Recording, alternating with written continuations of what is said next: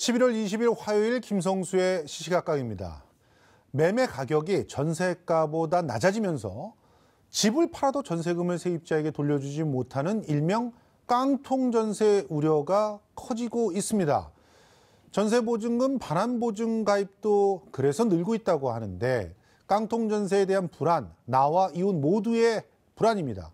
자세한 내용은 두 분 전문가 모시고 이야기를 나눠보려고 하는데요. 먼저 스튜디오에는 구봉기 생활경제연구소의 구봉기 소장님 나와 계십니다. 안녕하세요. 네, 안녕하세요. 예.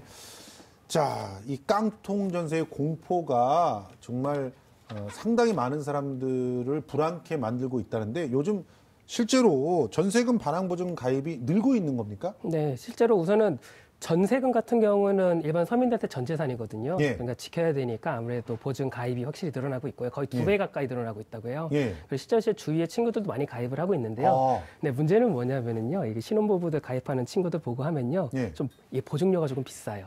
이게 2억 원짜리 빌라를 들어간다고 하면은요. 2년 기준으로 한 61만 원 정도가 되거든요. 61만 원? 꽤 네. 돼요. 네, 꽤 돼서요. 이게 가입을 할까 말까 좀 망설여지는데요.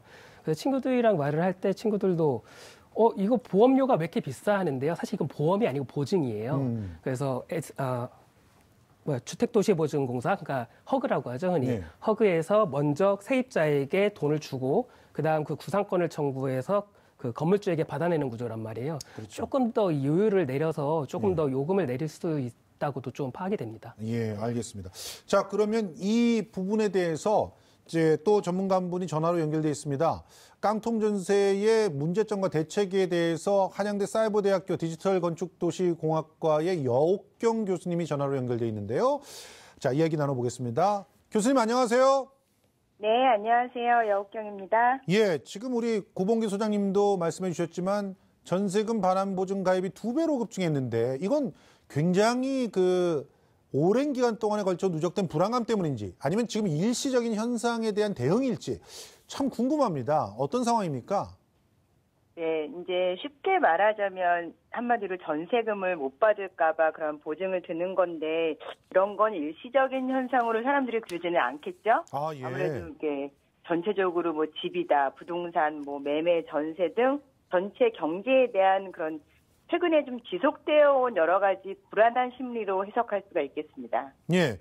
그러니까 전세보증금을 제때 돌려받지 못할 경우가 실질적으로 늘어났기도 하고 그러니까 이제 불안감이 커지면서 이런 현상이 벌어진다는 건데 그런데 그렇죠. 현재로서는 이제 보증보험 가입, 그러니까 반환 보증에 가입하는 게 가장 확실한 대응이다 이렇게 볼 수 있는 건가요?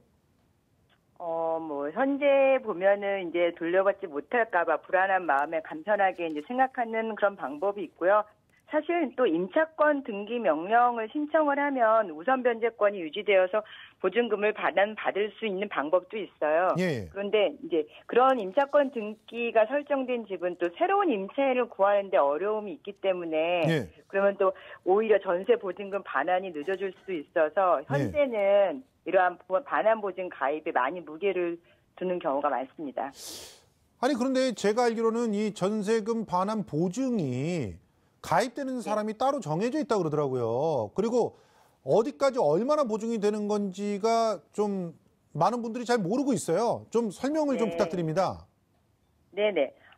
이 전세금 반환보증금 같은 경우 아까 소장님도 말씀하신 것처럼 그 주택도시보증공사 즉 허그 기준으로 이제 말씀드린다면 뭐 그 아파트일 경우 또 그 외에 기타 주택일 경우에도 그 수수료가 틀려요.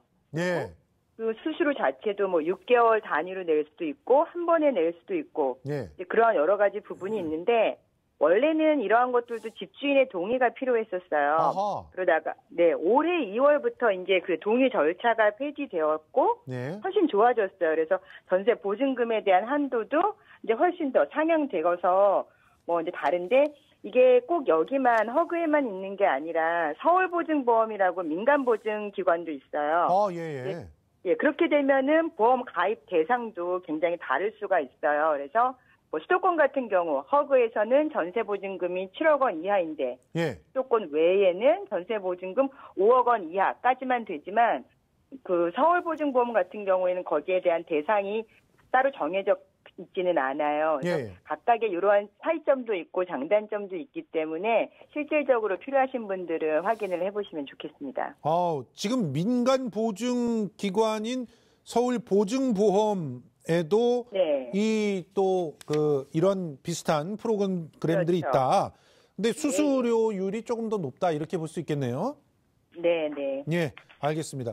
지방에 이어서 수도권의 가입자도 상당하다고 그러는데 왜 지방 가입자가 많을까? 그리고 또 전세금 반환 보증 가입 급증이 전국적인 현상인가? 뭐 이런 것들도 상당히 궁금합니다. 네, 네. 이제 지방 같은 경우 아무래도 수도권보다는 매매가와 전세가의 차이가 훨씬 좁기 때문에 더 불안감으로 아무래도 하겠죠. 예, 그런데 지금 이제 수도권 같은 경우에 계속적으로 아파트 공급이 늘어나고 있어요. 예, 예. 현재 자체도 공실률 자체에 큰 의미가 있어서 예. 이러한 부분이 집이 뭐 나가지도 않는데 전세 같은 경우는 더하겠죠. 미치는 예. 영향이. 예. 그래서 그러한 부분으로 크기 때문에 굉장히 세를 들어갈 때에 그 주변에 있는 상황 등을 잘 대처해야 된다고 봅니다. 예. 그 세입자는 뭐 이런 그 여러 가지 프로그램들을 통해서 보증이 가능합니다. 그런데 역전세난을 겪고 있는 집주인 같은 경우는 사실 어떻게 보면은 자칫 잘못했다간 이런 보증보험 기관들을 통해서 이제 소송에 시달려야 되는 그런 상황들이 벌어지는데 이들의 부담을 충당할 만한 그런 방법은 없는 건가요? 네, 지금 현재로는 오히려 이제 집주인 입장에서 오히려 아까 얘기한 그런 보증이나 보험 그런 부분이 더 필요하지 않냐라는 이야기가 나올 정도로 예. 어려우신 분들도 많이 있는데 지금 당장은 뭐 이렇게 특별한 그런 부분이 없지만 그렇기 때문에 집을 구할 때에 보유할 때에 대출이 많은 상태로 구입하면 안 되고 이제 그러한 상호에 대해서를 조심해야 되고 예. 오히려 줄 때 이제는 전세로 100%를 안 하겠죠. 그러면 집주인들이. 그렇죠. 그렇죠? 부담이 되니까 이제 반전세나 월세를 이용한다든지 그러한 경향이 이제는 뭐 강남에만 있는 게 아니라 수도권까지 퍼져나갈 수가 있겠죠. 예. 경제를 예측할 수 없기 때문에. 그렇습니다.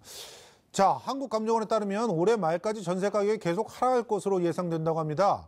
그러면 이 추세가 계속될 경우에 2004년 이후에 13년 만에 처음으로 하락세가 진행이 되는 건데 그러면 이제 서울 역시 역전세난 현상이 시작된다는 우려가 나오고 있어요. 강남 같은 경우가 대표적인데 그러면 단순히 이게 집주인 세입자의 분쟁만으로 이 상황을 바라볼 게 아니라 좀 더 근본적이고 장기적인 대책이 있어야 된다는 그런 지적도 있거든요. 네네. 맞아요. 그런데 이 집의 뭐 매매, 전세, 부동산이라는 게 사실 어떤 그 사회 경제의 하나의 영향을 받는 게 아니라 굉장히 복합적인 거예요. 그래서 뭐 국가의 정책을 한다고 해서 원하는 결과가 딱 나오기도 힘들고 그래서 물론 무관할 수는 없지만 이제는 이러한 부분에서 보았을 때는 사실 뭐 어떤 갑작스러운 규제나 뭐 그런 그 억제 정책에 당황해서 국민들이 디펜스를 하기보다는 예. 조금 수요자 입장에서 자산에 대한 생각을 좀 부동산에 국한시키지는 말고 예. 다양하게 생각하는 쪽으로 대책을 세우는 것이 장기적으로 봤을 때 더 필요한 대책이라고 생각됩니다. 네, 알겠습니다. 네, 지금까지 한양사이버대학교 디지털건축도시공학과의 여옥경 교수와 전화로 연결해서 지금 역전세난에 대응하는 그런 어떤 방법을 점검을 해봤습니다. 오늘 이렇게 인터뷰에 응해주셔서 고맙습니다. 네, 감사합니다. 예, 이 교수님하고 확인을 해봤는데 교수님께서도 이런 얘기를 하는 거예요. 지금 프로그램이 몇 개가 있다. 그리고 이걸 이용하는 것이 이제 실제로 역전세난에 자기의 자산을 지킬 수 있는 좋은 방법이다. 그렇지만 세입자에게 국한된 거고. 그러면 그 집주인 같은 경우는 결과적으로 자기가 현명하게 근데 판단하는 수밖에 없다. 이런 얘기를 하셨단 말이에요. 전세 보증 같은 경우는요 집주인한테도 조금 유리합니다. 아, 그래요? 네, 왜냐하면은 건물이 있고 거기에 전세가 가령 1억이라고 해볼게요. 예. 매매가가 1억이에요. 매매가가 1억이고 전세가 9천만 원이라고 할 때 예. 거의 깡통 전세라고 보지 않습니까? 예. 근데 이럴 때 보증을 갖고 들어오면은 세입자가 안심을 할 수 있기 때문에요. 예. 건물주 입장에서도 이거 일부 혜택을 봅니다. 그렇지만 나중에 그거를 경매로 넘겨가지고 돈을 다 받아내잖아요. 네네. 하지만 건물주 입장에서는 그거는 나중 문제라고 생각하고 우선은 빨리 전세를 최대한 뽑아내고 싶어 하잖아요. 예. 그때 이게 효과가 좀 있습니다. 현장에서. 지금 보면은 그 상품이 우리가 아까 그 그래픽이 2개밖에 안 나왔는데 하나가 더 있어요. 보니까 전세금 안심 대출 보증이라는 것도 있네요. 이거는 이제 주택도시보증공사라고 하는 곳에서 역시 같이 하는 건데 수도권 5억 이하 그리고 그 외 지역 4억 이하인데 이거는 전세금 반환 보증 아파트에 준해서 그거보다 오히려 신혼가구라든가 다자녀 가구들 같은 경우는 더 저렴하게도 할 수 있는 그런 상황인 것 같습니다. 자, 이런 세 가지 상품들이 오히려 이 역전세난으로 치달아가는 그런 상황을 더 가속시킬 수 있다는 지적도 있던데 소장님께서는 어떻게 보세요? 저는 사실 미래 예측에 대한 건 잘하지 않는 편이라서요. 예. 앞으로 뭐 어떻게 되겠다 이런 건 잘 모르겠고요.